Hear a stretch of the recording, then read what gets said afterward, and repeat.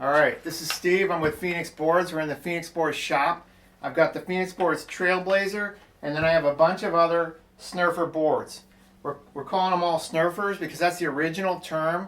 It's from snow surfer. It then became snowboarding when they changed it up, but really there's a resurgent interest in the original snurfing, okay? And you'll see that with all the boards that are coming out now. So this is the original Snurfer, invented 50 years ago. It started the whole snowboarding sport, and it's basically laminated wood with these foot staples and a cord. Super easy.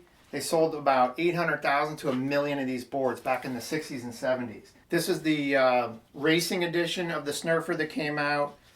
Same board, but it had an aluminum fin here to make you go straighter and faster. And then instead of the metal staples, they got these little plastic buttons to stand on. So in 2014, a company out of Vermont decided to replicate the original. It's pretty much the same length and shape, same colors, same rope. What's different is you've got foam for the foot grips instead of metal staples. They also have this, I think it's called the Nomad. It's a little lighter. It's got kind of a weird narrow to wide shape. Again, all wood board, laminated wood with the rope here. This is called Mr. Fun Signal Snowboards out of California made this.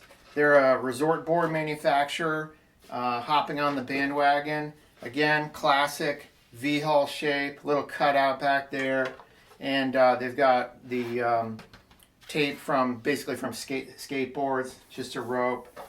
It's a lot of fun, but again, nothing really new. Burton came out with 2 boards, a junior board for 5 or 6 year olds, I guess, and then this is what they call the Throwback Board.